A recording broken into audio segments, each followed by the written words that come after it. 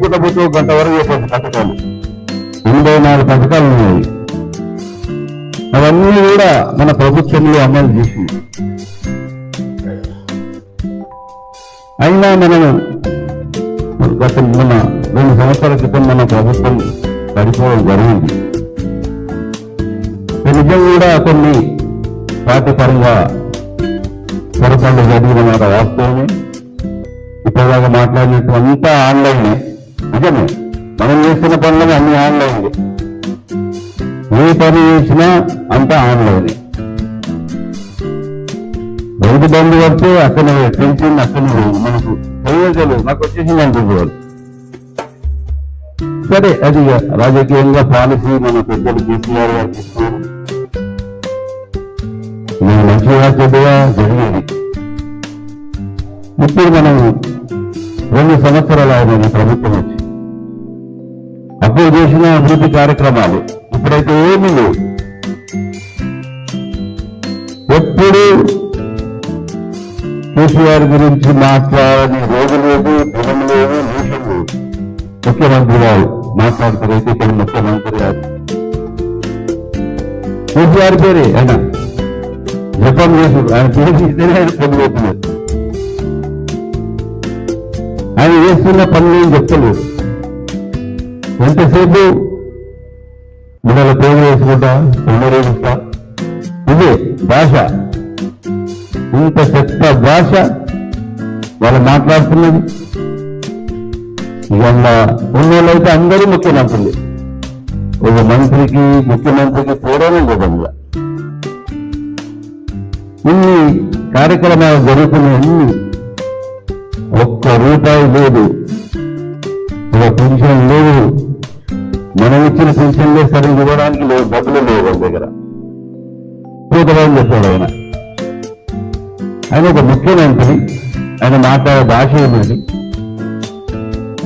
ఆయన చేయవలసిన కార్యక్రమాలు ఏముంటాయి ప్రభుత్వం, అవన్నీ మర్చిపోయింది. ఇంతసేపు తిప్పుడే తప్ప ఏమీ లేదు. మనం చేసినవన్నీ 10 సంవత్సరాలు కూడా అన్ని స్కీములే.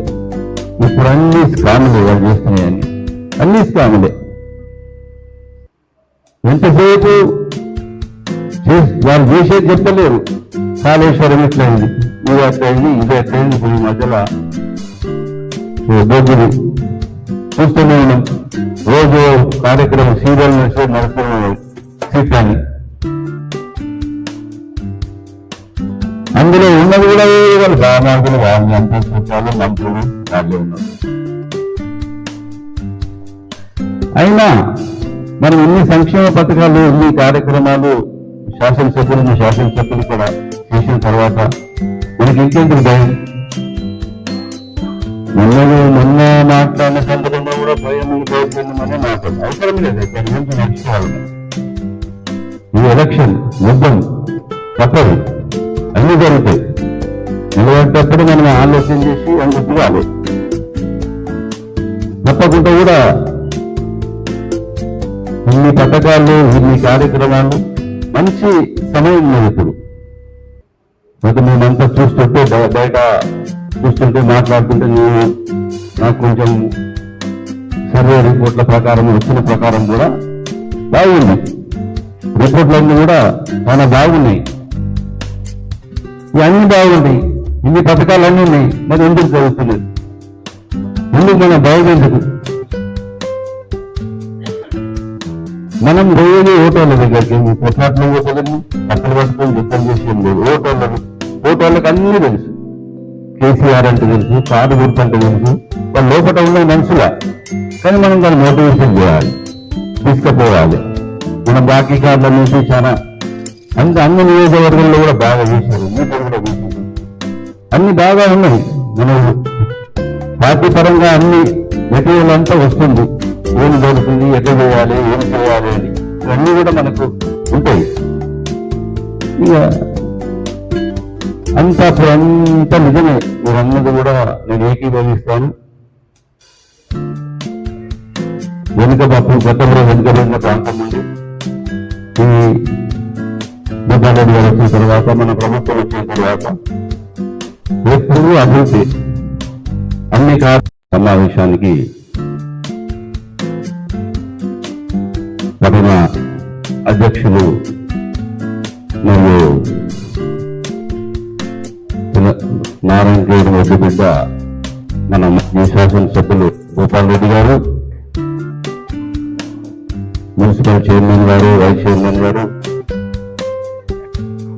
షేపిల్ గారు, షట్కార్ గారు, అలాగే పెద్దలు శిస్తు రాజు గారు, ఈ వేదిక ఉంచిన పెద్దలందరికీ, ఈ సమావేశానికి వచ్చిన మాజీ జిల్లా పరిషత్ సభ్యులు, మాజీ జిల్లా పరిషత్ కోఆప్షన్ సభ్యులు, అలాగే ఎంపీపీలు, జడ్పీటీసీలు, పార్టీ మండల అధ్యక్షులు, మాజీ సర్పంచులు, మాజీ ప్రస్తుత సర్పంచులు, శ్రేయాభిలాషులు, ప్రెస్ సోదరులందరూ కూడా ఈ 70వ గణతంత్ర దినోత్సవం సందర్భంగా అందరికీ శుభాకాంక్షలు తెలుపుతూ, ఇప్పటి వరకు చాలా మంది చాలా విషయాలు మున్సిపాలిటీ గురించి కానీ ఇక్కడ రాజకీయంగా ఉంటుంది అనే విషయాలు కూడా ఇప్పటిదాకా పాటల రూపంలో కానీ వారు ఇవ్వడం జరిగింది. నేను కూడా గత 30 సంవత్సరాల్లో వారు రాజకీయాల్లో ఉన్నా. నారాయణఖేడ్లో ఎప్పుడైనా గతంలో 30 సంవత్సరాల క్రితం చెప్తున్నా, వెనుకబడిన ప్రాంతమని అప్పుడు ఉద్యోగస్తులందరూ కూడా నారాయణఖేడ్ పోవాలంటే భయపడుతుంది. పనిష్మెంట్ అంటారు. పనిష్మెంట్ మీద అందరూ కూడా నారాయణఖేడ్, మన్నూరు, కంచి అనే ప్రాంతాలకు తీసేది. ఇప్పుడు ఆ పరిస్థితి లేదు. ఎందుకంటే బై ఎలక్షన్లో మన టీఆర్ఎస్ పార్టీ అని బీఆర్ఎస్ పార్టీ వచ్చిన తర్వాత గోపాల్ రెడ్డి గారు ఎమ్మెల్యే అయిన తర్వాత అభివృద్ధి అనేది ఏంటో చూస్తున్నాం కూడా.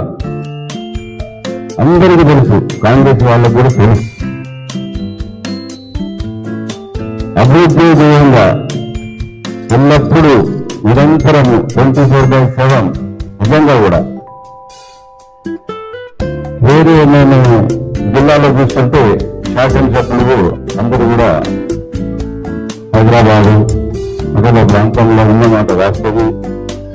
కానీ మీ నియోజకవర్గంలో స్థానికంగా ఇక్కడనే ఉండి ఎల్లప్పుడు కూడా ప్రతి దానికి స్పందిస్తూ ప్రతి ఇంటికి అని ప్రతి కులానికి రాజకీయాలకు అతీతంగా కూడా ఇక్కడ అన్ని అభివృద్ధి కార్యక్రమాలు చేయడం జరిగింది. మన ప్రభుత్వము గతంలో ఉన్న మన ప్రభుత్వం కేసీఆర్ గారి ప్రభుత్వంలో కులాలు లేవు, మతాలు లేవు, రాజకీయాల అతీతంగా కూడా అభివృద్ధి కార్యక్రమాలు, సంక్షేమ పథకాలు ప్రతి ఇంటికి వాస్తవమే. ఇప్పటి వరకు శాసనసభ్యులు, మాజీ శాసనసభ్యులు చెప్పారు, మాట్లాడిన వక్తలందరూ చెప్పారు. ఒక మున్సిపాలిటీకి 125 కోట్ల అభివృద్ధి కార్యక్రమాలు తీసుకున్నారు. ఇప్పుడు వివరాలు కూడా మన శాసనసభ్యులు చెప్పారు. ఇంకా 25 కోట్ల రూపాయలు ఉండే ఈ మన ప్రభుత్వం పోయిన తర్వాత వాటిని అభివృద్ధి డబ్బులను కూడా నా దగ్గర కూడా అంతే ఉంది, అందులో కూడా అంతే. ఎక్కడైనా అంతే. మనం చేసిన పథకాలు మళ్ళీ రెబ్బలు కట్టనిస్తారు, కట్టడింబడి పెట్టుకుని. అంతేగాని నిజంగా కూడా వాళ్ళు ప్రత్యేకంగా చేస్తున్న కార్యక్రమాన్ని లేవు. ఇన్ని కార్యక్రమాలు చేసినాం మనం. ఎన్నో స్కీములు కరోనా వచ్చిన సందర్భంలో కూడా ఎక్కడ కూడా ఒక పథకం ఆగలేదు. 2000 అనుకుని ఎన్ని చెప్పు చెప్పుకుంటా పోతే ఒక గంట వరకు చెప్పచ్చు పథకాలు. 84 పథకాలు ఉన్నాయి. షబీర్ సార్, అభిషేక్ శెట్టి గారు, నాగేష్ శెట్టి గారు, పరశురామ్ గారు, మున్సిపల్ చైర్మన్ రుబీనా నజీబ్ గారు, ఇంకా ఈ కార్యక్రమానికి వచ్చేసిన గౌరవ పార్టీ అధ్యక్షులు, గౌరవ ఎంపీపీ మాజీ అధ్యక్షులు, జెడ్పీటీసీలు, మరి మాజీ కౌన్సిలర్లు, ముఖ్య కార్యకర్తలు, మాజీ సర్పంచ్లు, మాజీ ఎంపీటీసీలు, ఇన్ఛార్జ్ వచ్చేసిన వారికి అందరూ కూడా ప్రతి ఒక్కరికి పేరు పేరున హృదయపూర్వక నమస్కారాలు తెలియజేస్తున్నాను. మరి మనకు మున్సిపల్ ఎన్నికలు ఆసన్నమైనాయని మీ అందరికీ తెలిసిన విషయమే. రేపు ఎల్లుండో మనకు నోటిఫికేషన్ వచ్చే అవకాశం ఉంది. అయితే ఇక్కడ మనం అందరం కూడా కష్టపడి మనం చేసిన పనులన్నీ కూడా మరి నారాయణఖేడ్ పట్టణ ప్రజల దృష్టికి తీసుకెళ్ళి మనం మాట్లాడితేనే విజయం సాధించుకోవడానికి అవకాశం ఉంటుంది. కాబట్టి మరి మీకు తోడ్పాటు అయ్యే కొరకని, మీకు తోడ్పాటు కొరకని గతంలో కూడా ఈ నాయకులందరూ వచ్చి మీ కొరకు పనిచేసి మిమ్మల్ని గెలిపించారు. ఇక్కడ మున్సిపల్ నారాయణఖేడ్ చైర్మన్ అవ్వడానికి కూడా కృషి చేసిన పెద్దలందరూ కూడా అనుభవజ్ఞులు ఉన్నారు. ఆ అనుభవాలన్నింటినీ కూడా తీసుకొని వాళ్ళ సహకారం తీసుకొని నారాయణఖేడ్లో 15 వార్డులు గెలిపించుకునే కొరకని కృషి చేయాలని చెప్పేసి ఇక్కడ లోకల్ నాయకులు నాకు లోకల్గా కాంటాక్ట్ చేసే మరి అభ్యర్థులకు అందరూ కూడా నేను విజ్ఞప్తి చేస్తున్నా. అయితే ఇక్కడ 2-3 విషయాలు, అభ్యర్థులు ఎక్కువైనరు, ఆశావాహులు ఎక్కువైన, అభ్యర్థులు కదా ఆశావాహులు ఎక్కువైనరు. మనకు ఉన్నాయి 15 పోస్టులు మాత్రమే ఉన్నాయి. కాబట్టి ఇంతకుముందు నాగేష్ రెడ్డి చెప్పినట్టు గతంలో నాకు అవకాశం రాకుండా నేను సపోర్ట్ చేసిన అన్నట్టు మనం, ఎందుకంటే మున్సిపల్ కైవసం చేసుకోవాలి కాబట్టి మనం గెలిచే అభ్యర్థులనే చూస్ చేసుకోవడానికి అవకాశం ఉంటుంది. పార్టీ పెద్దల్ని పంపించింది, జైపాల్ రెడ్డి గారిని పంపించింది. మరి పార్టీ కూడా సర్వే రిపోర్ట్స్ అన్నీ తీసుకొని వస్తుంది కాబట్టి, సర్వే రిపోర్ట్ పంపిస్తుంది కాబట్టి అవన్నీ బేస్ చేసుకొని క్యాండిడేట్ను నిర్ణయం చేయడం జరుగుతుంది. ఎందుకంటే మున్సిపల్ చైర్మన్ కావాలని దాని కొరకే పట్టుదలగా పనిచేయాలి కాబట్టి మరి ఆ రకంగా చూస్ చేస్తారు. కాబట్టి రాని వాళ్ళు నిరాశ పడకూడదు. రాని వాళ్ళు కూడా వాళ్ళు కూడా ఒక క్యాండిడేట్ లాగా కష్టపడాలని చెప్పేసి నేను వారికి విజ్ఞప్తి చేస్తున్నా. ఇది మీకు అన్యాయం చేయడమో ఏం చేయడం కాదు కదా. కాంగ్రెస్ వాళ్ళు కానీ మీరు వేరే పార్టీ వాళ్ళు కానీ ఎక్కించే అవకాశం ఉంటుంది. మీకు ఇవ్వలేదు కదా, మీరు మా దగ్గర సపోర్ట్ చేయండి అని చెప్పేసి ఎక్కించే అవకాశం ఉంటుంది. దయచేసి అట్లాంటి పనులు చేయకండి.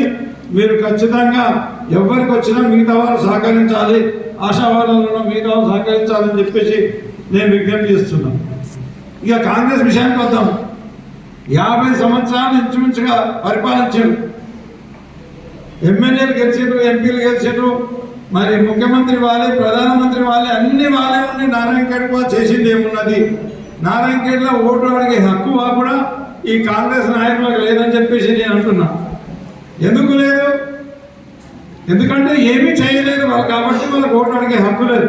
తర్వాత ఈ 2 సంవత్సరాల్లో కూడా మళ్ళీ ఇప్పుడు కొత్తగా వాళ్ళు అధికారంలోకి వచ్చి ఎమ్మెల్యే గెలిచి 2 సంవత్సరాలు అవుతుంది, ఎంపీ గెలిచి 1.5 సంవత్సరం అవుతుంది. కానీ ఇప్పటి వరకు ఒక కొత్త పని, నయా పైసా పని కూడా చేయలేదు. వాళ్ళు నారాయణఖేడ్ వాస్తవ్యులు ఉండి కూడా నారాయణఖేడ్లో కనీసం తాగునీరు ఇవ్వక రోజు ధర్నా చేసే పరిస్థితి గతంలో ఉండేది. ఏ గల్లీలో కానీ కరెంటు సరిగ్గా ఉండేది కాదు, సీసీ రోడ్లు సరిగ్గా ఉండేది కాదు, మోర్లు లేకుండే, మోర్లలో చెత్త తీసే దిక్కు లేకుండే, చాలా అద్మానమైన పరిస్థితి ఈ నారాయణఖేడ్ పట్టణంలో ఉండే. మరి మనము 10 సంవత్సరాలు మనం పరిపాలించాలి. దయచేసి అర్థం చేసుకోండి. నారాయణఖేడ్ అంతకుముందు కిషారెడ్డి గారు ఎమ్మెల్యే ఉండే, తర్వాత నేను ఎమ్మెల్యేగా గెలిచిన తర్వాత కూడా 2 సంవత్సరాలు కరోనా మూలంగా మనం నారాయణఖేడ్ని అభివృద్ధి చేసుకోవడానికి మనకు ఫండ్స్ ప్రాబ్లం వచ్చింది. అయినా కానీ కూడా ఈ 5 సంవత్సరాల్లో మనం చేసిన పనులు ఎన్ని ఉన్నాయో నేను చెప్తా. మీరందరూ కూడా వినండి. ఎక్కడ పోయినా చెప్పేటట్టు ఉండాలి, మాట్లాడేటట్టు ఉండాలి. మరి మనం ఇవి చేసినామని చెప్పడానికి అవకాశం ఉంది. కాంగ్రెస్ వాళ్ళు ఏం చేసిందని చెప్పడానికి ఒక్క అవకాశం కూడా వాళ్ళకి లేదని చెప్పేసి తెలియజేస్తున్నారు. ఏం చేసినామంటే మనం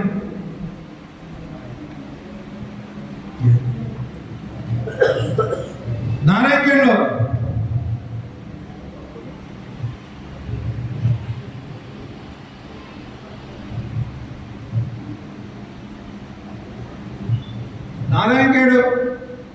పంచాయతీ ఉండే. గ్రామ పంచాయతీ ఎట్లయిందంటే గతంలో నారాయణఖేడ్ బీదర్ జిల్లా ఉన్నప్పుడు మున్సిపాలిటీ ఉండే. మున్సిపాలిటీ ఉన్నదాన్ని గ్రామ పంచాయతీ చేసి గ్రామ పంచాయతీలో ఇష్టం వచ్చినట్టు దోసుకోవచ్చు అని చెప్పేసి మరి ఈ కాంగ్రెస్ నాయకులు నారాయణఖేడ్ మున్సిపాలిటీని గ్రామ పంచాయతీ చేసి 50 సంవత్సరాలు దోసుకొని తింటే ఆ నారాయణఖేడ్ పట్టణాన్ని మున్సిపాలిటీ చేసిన ఘనత మనది. మరి ఆ రకంగా 50 సంవత్సరాలు దోసుకొని తిని నారాయణఖేడ్ని అన్ని రంగాల వెనుకబడేసారు.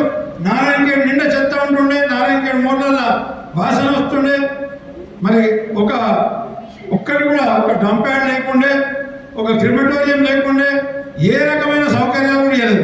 మనం నారాయణఖేడ్కి అధికారంలోకి రాగానే ఎన్నెన్ని పనులు చేసామంటే నారాయణఖేడ్ మున్సిపాలిటీ 15 కోట్ల రూపాయలు స్టార్ట్అప్ ఫండ్ తీసుకొచ్చి సీసీ రోడ్లు మొదలు కట్టినాం. సీఎం ప్రామిస్లో 25 కోట్ల రూపాయలు తీసుకొచ్చి మనం సీసీ రోడ్లు మొదలు కట్టించాం. ఎస్డిఎఫ్లో 10 కోట్లు తీసుకొచ్చి ఎస్డిఎఫ్లో పనిచేసాం. డిఎంఎఫ్టీ గ్రాంట్లో సుమారు 1 కోటి రూపాయలు తీసుకొని వచ్చి పనిచేసాం. టీఎఫ్ఐడిసిలో ఇంకో ప్రొసీడింగ్ ద్వారా 10 కోట్ల రూపాయలు తీసుకొని వచ్చాం. రూర్బన్లో సుమారు 3 కోట్ల రూపాయలు పనులు చేసాం. గతంలో గ్రామ పంచాయతీ ఉన్నప్పుడు నజీం గారు ఉప సర్పంచ్ ఉంటే ఆయన సర్పంచ్ చేసి ఎంజీఎన్ఆర్జీఎస్లో 2 కోట్ల రూపాయలు సీసీ రోడ్లు వేసుకోవడం జరిగింది. శ్మశాన వాటిక లేకుండే నారాయణఖేడ్లో ఎవరైనా చనిపోతే పెట్టడానికి శ్మశాన వాటిక లేకుండే శ్మశాన వాటిక శాంక్షన్ చేసినాం. మహాప్రస్థానం శాంక్షన్ చేసినాం.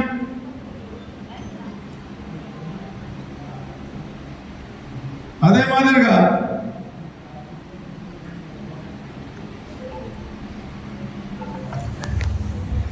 పెన్షన్ కేసీఆర్ 200 నుంచి 2000 రూపాయలు చేస్తే వీళ్ళు 2000 రూపాయల నుంచి 4000 చేస్తామన్నారు. ఒక 4000 చేయలేదు, ఏం చేయలేదు. అది కూడా ప్రజలకు మోసం చేసిండ్రు.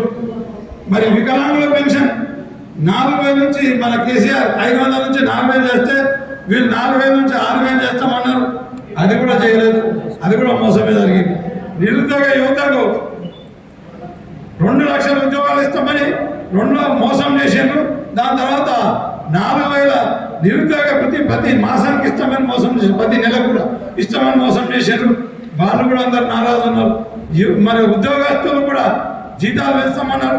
మన కేసీఆర్ అధికారంలోకి వచ్చిన తర్వాత మన ఉదాహరణ గ్రామ పంచాయతీ వర్కర్లకి 3000 జీతం ఉంటే 13,000 రూపాయలు జీతం చేసినాం. అంగన్వాడీ వర్కర్లకు జీతాలు పెంచినాం. ఆశా వర్కర్లకు జీతాలు పెంచినాం. ఉపాధి హామీ పథకం వర్కర్ ఏపీ వరకు కానీ ఉపాధి హామీ ఫీల్డ్ అసిస్టెంట్లకు కానీ టెక్నికల్ అసిస్టెంట్లకు కానీ వాళ్ళకు జీతాలు పెంచినాం. ఈ రకంగా వాళ్ళ అధికారంలోకి రాగానే జీతాలు పెంచామని చెప్పేసి కాంగ్రెస్ వాళ్ళకు మాట ఇచ్చి మోసం చేశారు. కాబట్టి ప్రతి వర్గాలను కూడా మనం టచ్ చేసి వాళ్ళందరినీ కూడా బయటకు తీసి వాళ్ళ ద్వారా మనం ఓట్లు వేయించుకోవాలని చెప్పేసి మీ అందరికీ విజ్ఞప్తి చేస్తున్నాం. ప్రతి ఒక్కరు కూడా సైనికుల్లాగా పనిచేయాలి, ఇంటింటికి తిరగాలి. ఒక్కసారి కాదు 10 సార్లు తిరగాలి. ఎందుకంటే 1000 ఓట్లు మాత్రమే ఉంటాయి కాబట్టి, ఆ 1000-1200 ఓట్లు ఉంటాయి కాబట్టి ఖచ్చితంగా కష్టపడి పనిచేస్తే మనం ఇవన్నీ విషయాలు వాళ్ళ ఓటర్లకు అందరూ కూడా తెలియజేస్తే మనం గెలిచే అవకాశాలు ఎక్కువ ఉన్నాయి. కాబట్టి దయచేసి మీరందరూ కూడా బాగా కష్టపడాలి. ఇన్ఛార్జ్ అందరూ కూడా ఇంతకుముందు కష్టపడి మరి మున్సిపాలిటీని మనం కైవసం చేసుకున్నాం. ఈసారి కూడా మున్సిపాలిటీ కైవసం చేసుకునే కొరకని మన ఇన్ఛార్జ్ అందరూ కూడా కష్టపడి పనిచేయాలని చెప్పేసి మీ అందరికీ విజ్ఞప్తి చేస్తూ మరి అందరూ కలిసికట్టుగా కృషి చేయాలని చెప్పేసి విజ్ఞప్తి చేస్తూ సెలవు తీసుకుంటాం. ఆక్సిజన్ ప్లాంట్ తీసుకొని వచ్చాం. ఒక గ్రామంలో మన నారాయణఖేడ్ పట్టణంలో ఉన్న 5200 ఇళ్లకు నీటి కనెక్షన్ ఇవ్వగలిగినాం. మరి నారాయణఖేడ్లో కేవలం 3-4 వాటర్ ట్యాంకులు ఉన్నాయి, ఓహెచ్ఎస్ఆర్ ట్యాంకులు, ఓవర్ ట్యాంకులు ఉన్నాయి. మనం కొత్తగా 6 ఓవర్ ట్యాంకులు కట్టించాం. కమ్యూనిటీ హాల్ ఇంచుమించుగా అన్ని కులాల వారికి కూడా కమ్యూనిటీ హాల్ కట్టించాం. ఇంకా మిగతా వాళ్ళకు కమ్యూనిటీ వాళ్ళు మంజూరు చేసి వాళ్ళకు భూములు కూడా అలాట్మెంట్ చేయించినాం. నారాయణఖేడ్ పట్టణంలో సెంట్రల్ లైటింగ్ సిస్టమ్ ఏర్పాటు చేసినాం. నారాయణఖేడ్కి ఒకటి అర్బన్ ఫారెస్ట్ పార్క్ అనేది దానికి మంజూరు చేసి నారాయణఖేడ్కి అర్బన్ ఫారెస్ట్ పార్క్ చేసినాం. Mother and child care hospital 50 పడకల దవాఖానా ఏర్పాటు చేసినాం. బస్ బస్తీ దవాఖానలు ఏర్పాటు చేసినాం, హెల్త్ సబ్ సెంటర్లు ఏర్పాటు చేసినాం. మరి నారాయణఖేడ్ మున్సిపాలిటీలో కేవలం ఒకటే ట్రాక్టర్ ఉండే గతంలో. ఈ 50 ఏళ్ళలో కాంగ్రెస్ ఏం చేసిందంటే చెత్త తీయడానికి ఒక ట్రాక్టర్ పెట్టింది. కానీ మనం అధికారంలోకి వచ్చిన తర్వాత మరి నీళ్ళ ట్యాంకర్లు 2 తీసుకొని వచ్చినాం, ట్రాక్టర్లు 2 తీసుకొని వచ్చినాం, ఒక జేసీబీ తీసుకొని వచ్చినాం, స్వీపింగ్ మిషన్ తీసుకొని వచ్చినాం, 15 ఆటోలు పెట్టినాం, చెత్తలు తీసినాం. నారాయణఖేడ్ని చెత్త లేని ప్రదేశంగా మంచినీళ్ళు ఇచ్చే మంచిగా మనం నారాయణఖేడ్ని శుభ్రంగా ఉంచినాం. మరి నారాయణఖేడ్కు ఎస్టీ గురుకుల పాఠశాల 2 తీసుకొని వచ్చినాం, 1 తీసుకొని వచ్చినాం. మైనార్టీ గురుకుల పాఠశాల 2 తీసుకొని వచ్చినాం. మార్కెట్ యార్డ్ నారాయణఖేడ్ తీసుకొని వచ్చినాం. ఇన్ని లేని ఇవన్నీ చేసాం మనం. ఎస్టీ యూత్ ట్రైనింగ్ సెంటర్ 1 తీసుకొని వచ్చినాం. డబుల్ బెడ్రూమ్ ఇల్లు 795 డబుల్ బెడ్రూమ్ ఇల్లు మనం స్టార్ట్ చేసి మనము ఇంచుమించు 95% కంప్లీట్ చేస్తే ఈ 2 ఏళ్ళలో 5% కంప్లీట్ చేసి హ్యాండ్ ఓవర్ చేయలేని పరిస్థితిలో ఈ కాంగ్రెస్ ఎమ్మెల్యే ఎంపీ పనిచేస్తుందని చెప్పి తెలియజేస్తున్నాను. సోషల్ వెల్ఫేర్ రెసిడెన్షియల్ స్కూల్ అప్పుడు ఈయనే ఉండే నారాయణఖేడ్లో ఉండే ఇక్కడనే పక్కన, అది మొత్తం శిథిలావస్థకి వస్తే కొత్తగా సోషల్ వెల్ఫేర్ రెసిడెన్షియల్ స్కూల్ కట్టించినాం. డంప్యార్డ్ మనమే ఏర్పాటు చేసినాం. నేషనల్ హైవే 161B నిజాంపేట నుంచి బిదర్కోయ రోడ్ మనమే శాంక్షన్ చేసినాం. నారాయణఖేడ్కు ఆర్డీఓ ఆఫీస్ మనమే తీసుకొచ్చినాం. నారాయణఖేడ్కు డిఎస్పీ ఆఫీస్ మనమే తీసుకొని వచ్చినాం. ఆక్సిజన్ ప్లాంట్ పెట్టించి పిల్లలు ఆడుకోవడానికి అవకాశం కల్పించినాం. డయాలసిస్ సెంటర్ ఏర్పాటు చేసినాం. నారాయణఖేడ్లో ఒక స్తంభంకి వెళ్ళి సుమారుగా 100-200 కనెక్షన్లు తీసుకుంటుంది. ఆ రకంగా కరెంట్తో చాలా ఇబ్బందులు పడుతుంది. 3000 స్తంభాలు వాటికి సంబంధించిన మెటీరియల్ తీసుకొని వచ్చినాం. ఒక 10 నారాయణఖేడ్లో లో వోల్టేజ్ ప్రాబ్లం ఉంటే 10 ట్రాన్స్ఫార్మర్లు ఏర్పాటు చేసాం. నారాయణఖేడ్లో పిల్లలు నిరుద్యోగ యువత చదువుకోవడానికి ఒక లైబ్రరీ లేకపోతే లైబ్రరీ బిల్డింగ్ కట్టించినాం. రిపోర్టర్స్ అందరూ కూడా ప్లాట్ ఇచ్చినాం. 100 ఇల్లు కూడా మంజూరు చేసినాం. ఈ రకంగా నారాయణఖేడ్కు మనం ఇన్ని పనులు చేసాం. కాంగ్రెస్ వాళ్ళు ఇది చేసామని చెప్పడానికి ఒకటే ఉన్నారా? జరా ఆలోచించుకోండి, అడగండి, పోయి అడగండి గల్లీలలో ఏం చేసిండ్రు. ఇది మేము చేసిన రోడ్డు, ఇది మేము చేసిన మోరీ, ఏదైనా కూడా బీఆర్ఎస్ పార్టీ అధికారంలోకి వచ్చినాకనే చేసినాం. కానీ కాంగ్రెస్ వాళ్ళు ఈ 50 సంవత్సరాలు చేసింది ఏం లేదు. ఇప్పుడు కొత్తగా 2 సంవత్సరాలు వాళ్ళు అధికారంలోకి వచ్చిన తర్వాత మళ్ళీ కూడా చేసింది ఏం లేదని చెప్పేసి మనం ఖచ్చితంగా ప్రతి గల్లీకి వెళ్తే, ప్రతి హోటల్ దగ్గరికి వెళ్తే ఆ విషయాలు తెలియజేయాలని చెప్పేసి మీ అందరికీ విజ్ఞప్తి చేస్తున్నాం. మరి వాళ్ళు 420 హామీలు ఇచ్చారు, 6 గ్యారంటీలు చెప్పారు.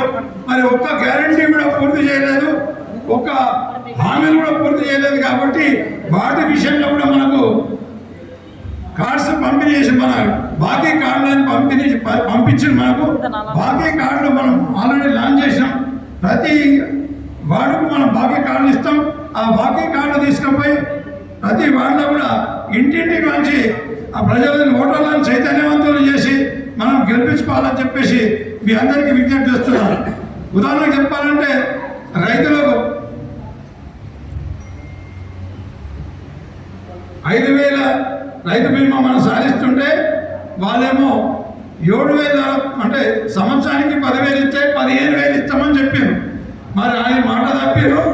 రైతు బంధు కూడా ఎగ్గొట్టారు. అదే మాదిరిగా రైతు రుణమాఫీ చేస్తామని చెప్పారు. 2 లక్షల రుణమాఫీ ఎవరికి కాలేదు. 2 లక్షల రూపాయలు రుణమాఫీ. రైతు పండించిన పంటకు బోనస్ ఇస్తామని చెప్పారు. కానీ ఎక్కడ కూడా బోనస్ ఇచ్చిన దాఖలాలు లేవు.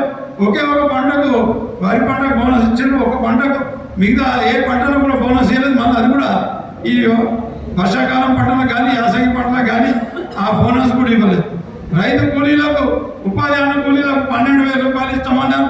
అది 12,000 రూపాయలు ప్రతి సంవత్సరానికి ఇస్తామని అది కూడా ఇవ్వలేదు. ఆటో డ్రైవర్లకు 12,000 రూపాయలు ఇస్తామన్నారు. అది సరిగ్గా ఇవ్వలేదు. రైతులకు మనం ఏదైతే 24 గంటలు కరెంట్ ఇస్తుంటామో ఇప్పుడు 12 గంటల కరెంట్ కూడా రైతుల కరెంట్ కూడా వస్తలేదని చెప్పేసి తెలియజేస్తున్నాం. అదే మాదిరిగా మహిళలకు 2,500 ప్రతి నెలకి ఇస్తామన్నాం. ఆ 2,500 ఇప్పటి వరకు ఒక్కరు కూడా రాలేదు. మరి కళ్యాణ లక్ష్మి పథకంతో పాటు తులం బంగారం ఇస్తామన్నారు. ఆ తులం బంగారం రాలేదు. తులం బంగారం రైతులు ఎంత నష్టపోతున్నారంటే 1,65,000 రూపాయలు తులం ఇప్పుడు బంగారం ఉన్నది. ఆ తులం బంగారం నుంచి మనం చెప్తే ఖచ్చితంగా ప్రతి ఇంట్లో మహిళలు కూడా తప్పకుండా స్పందిస్తారని చెప్పేసి ఆ తులం బంగారం గురించి కూడా మనం బాగా స్ట్రెస్ చేసి చెప్పాలని చెప్పేసి మీ అందరికీ విజ్ఞప్తి చేస్తున్నాం.